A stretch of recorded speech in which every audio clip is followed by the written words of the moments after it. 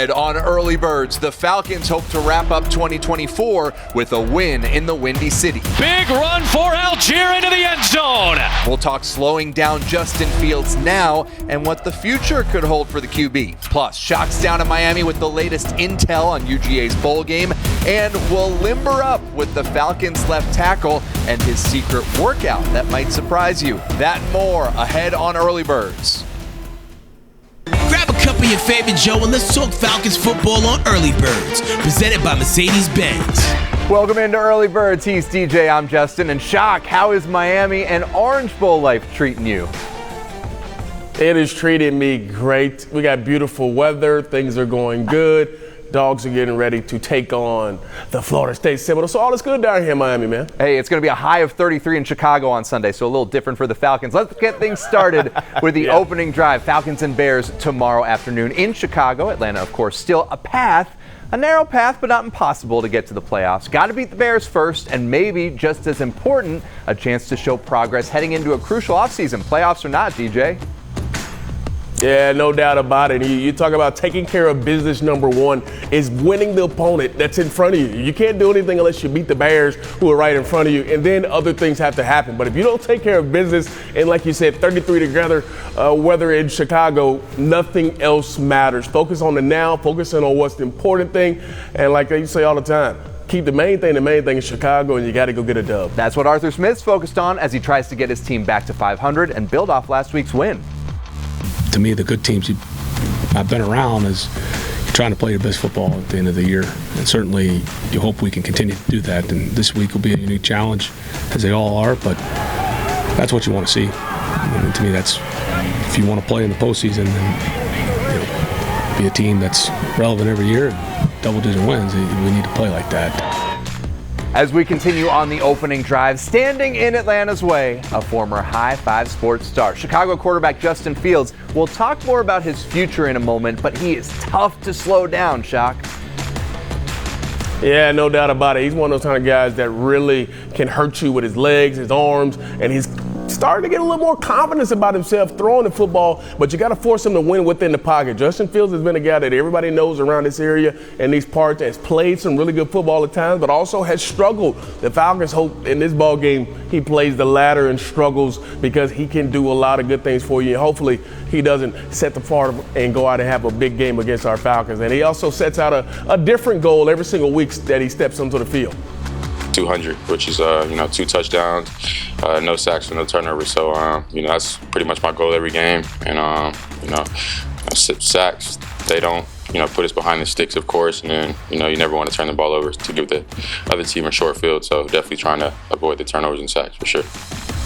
And as we wrap up the opening drive, how about another former High Five sports star? Montez Sweat leads the Bears defense with double-digit sacks. And remember, a lot of Falcons fans wanted Atlanta to make the trade for the Stevenson High School alum, DJ.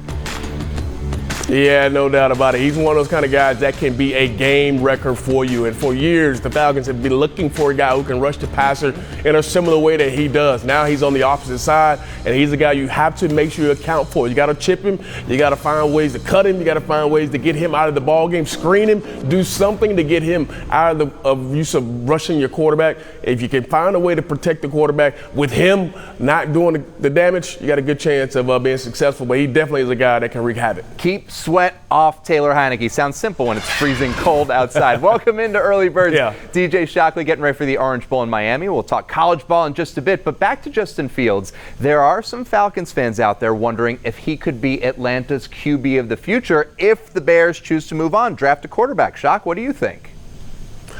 You know what?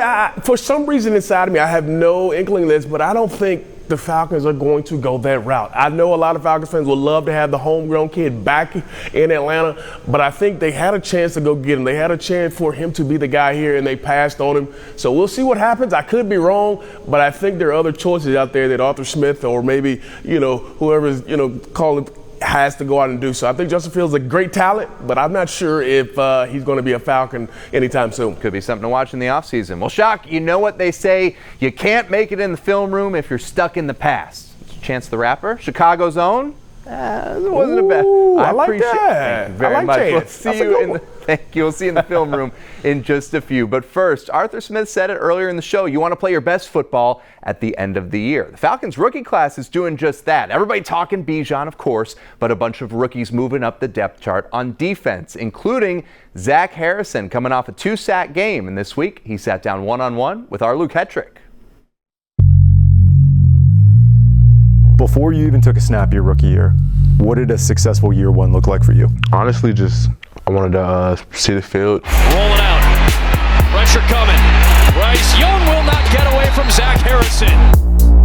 I didn't want to come with any expectations because that's how you know you have to weigh on yourself. So I just kind of was like, I'm just going there and try to get better every day. And at the end of the season, kind of just look back and be like, all right, this is what I did. I know we're not at the end of the season yet, but how does expectation meet reality? I feel like I've done some good things. I've learned a lot, through tough lessons of playing in the NFL. But, I feel like, I'm just getting better every week, and that's really all you can ask for. Talking to Arthur earlier, he described your growth this season as Slow and steady. I would say the same thing. Like I said, just every week, just getting better, every practice, getting better every day, just taking the opportunity to take the coaching I have and take the reps I'm getting and just try to, get better and better every single day. Here is Minshew dropping back, and he will be sacked.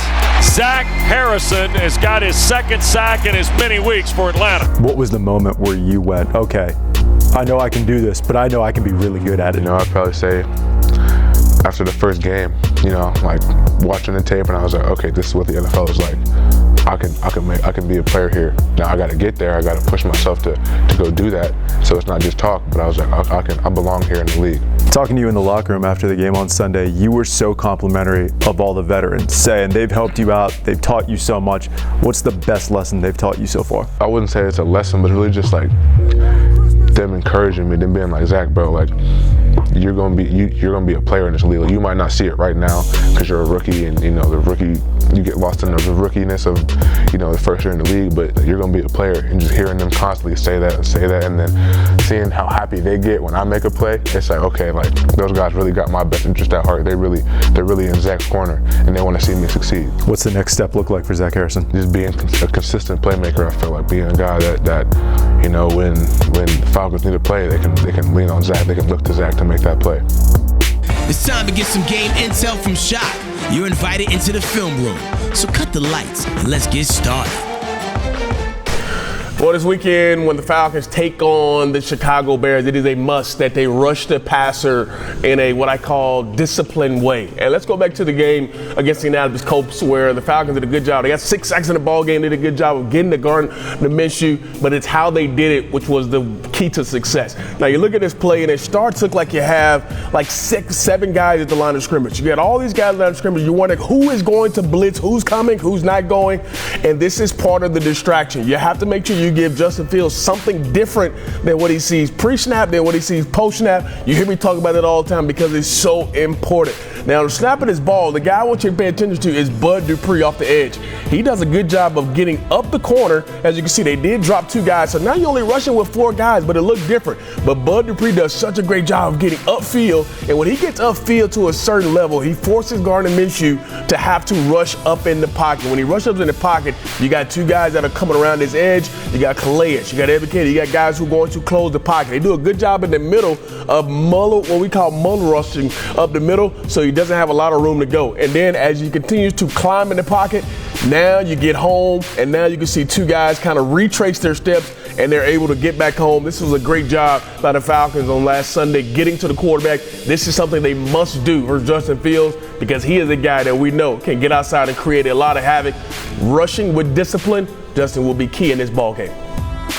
Absolutely, Shock. Great breakdown. See you more in a bit, and we've got more to come here on Early Birds. We'll go back to Miami and talk about the game that DJ is there to see. We'll have an Orange Bowl preview. You'll hear from the Dogs next. Plus, you don't usually think someone with this frame or job or build would do that, but it's helped me a lot. the surprising workout that's kept the Falcons' Iron Man in the game. You don't want to miss it when we go deep.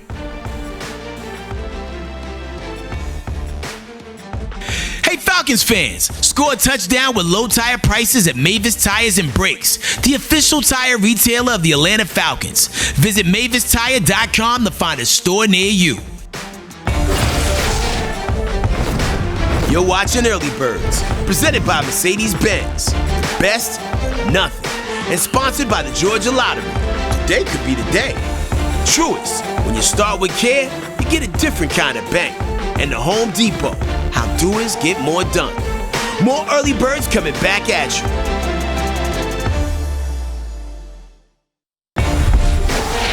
Early Birds, listen up. It's not Saturday without some college football talk. Brought to you by Zaxby's. Indescribably good chicken fingers and wings. Here's Justin Felder. We are back on Early Birds, back with DJ down in Miami, getting ready to watch UGA and Florida State in the Orange Bowl today at 4 p.m. You've been around the team, so what's the mood been, Shock? The mood's good, and I'll be surprised if this team doesn't go out and play really well. They've been really focused on doing what's important right now, which is going out and playing really good football. They've had a really good week of practice. Everything that happened in Athens was really good. This is a team that's motivated to go and finish this season the right way, because I think they understand just how important it is when you win a ball game, primarily your last ball game, and going to the offseason, you got something to build off of. So this team is highly focused on going out and playing against this Florida State team that, regardless of who they show up with, they're going to be ready to play.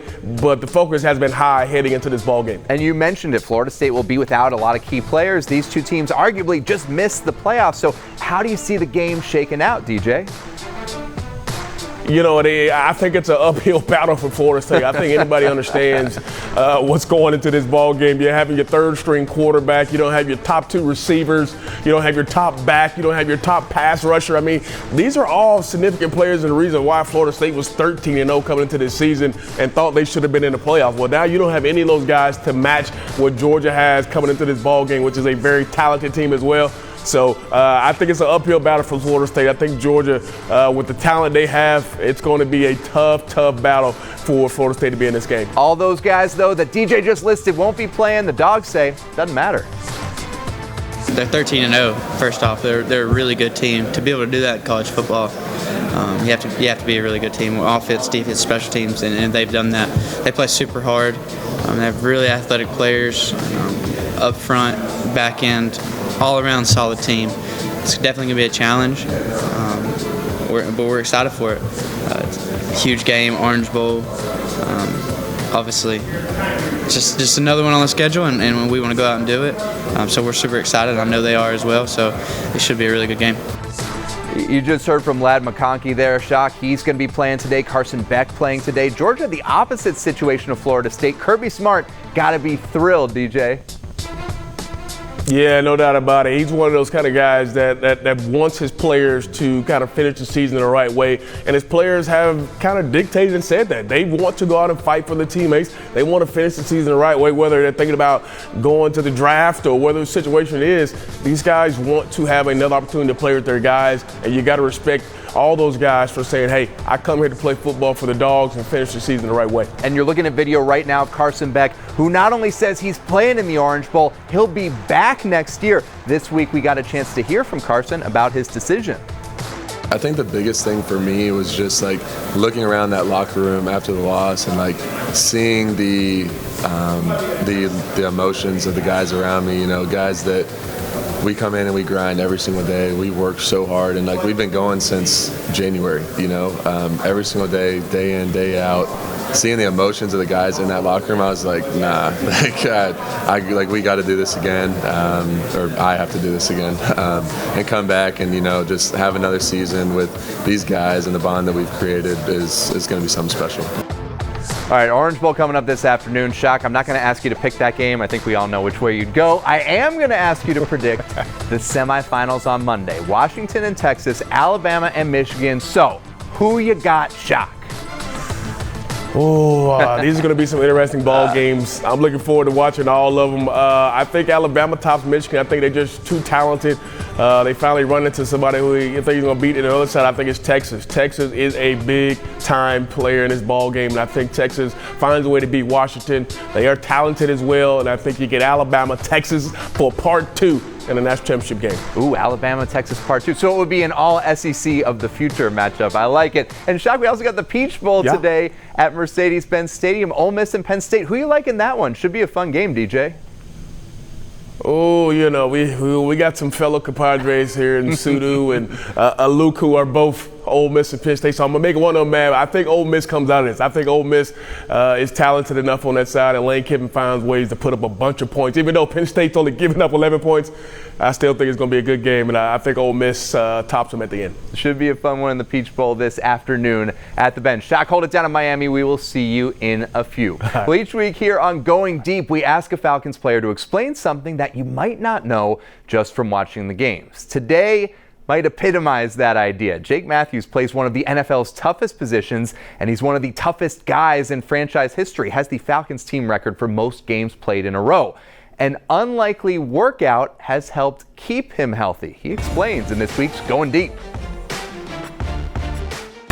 This would probably shock people. I actually do Pilates, so you don't usually think someone with this frame or job or build would do that, but it's helped me a lot. I mean, it's basically a bunch of stretching and core work, so I figured with my low back issues, why not? And it's paid off, so I don't think most people would expect that. Are these private classes, or are you in a class with a lot of more typical Pilates, like older age women? Yeah, sometimes. No, usually I try to get the private class, and I'll go with the wife, or yeah, but it's good work. I'm definitely not going there. It's not a break or anything. You come out of there going, I kind of got kicked today, so it's helpful. All right, Jake uses Pilates to stay healthy. Players who deal with injuries have plenty of work to get back on the field as well. We'll explain after the break. You're watching Early Birds, presented by Mercedes-Benz, on your official home for Falcons football, Fox 5 Atlanta. Welcome back to Early Birds. Well, any NFL player who gets hurt has their own path back to playing and their own history of making a similar journey. That's the focus of this week's Emory Road to Recovery. When it comes to athlete recovery, whether it's a surgery or a non-surgical issue, there is a difference between athletes who unfortunately have dealt with multiple injuries in their career versus some who have never been injured. An athlete who unfortunately has been multiply injured a lot of times knows how to handle it. A lot of times they know what to expect. They know how their body will recover, and so they generally have an idea of how they're feeling, and they're very good at vocalizing that and communicating with our training staff and communicating with me because they've been through injuries before. Versus maybe the younger, more healthy athlete who never really had an injury before. If it's the first time they're dealing with a major injury, they don't know what to necessarily expect. So I'll spend a lot of time with them educating and talking about, maybe some historical data that we've seen with other athletes, but really have to individualize it to them because they're their own person, and I don't even know necessarily how they'll recover. So genetics plays a lot of role in that, and I explain that to them, that we'll just have to see how it goes day by day and week by week. Coming up, I'll give you a name who may be just even more important than Justin Fields. All that and more coming up in Early Birds. It's almost game time, Falcons fans. When the Falcons sack the opposing QB at home, you'll score a BOGO free Big Zack snack meal the day after the game. Valid online only at Atlanta area stores. Early Birds has been presented to you by Mercedes-Benz. The best or nothing. Hey Falcons fans, score a touchdown with low tire prices at Mavis Tires and Brakes, the official tire retailer of the Atlanta Falcons. Visit MavisTire.com to find a store near you.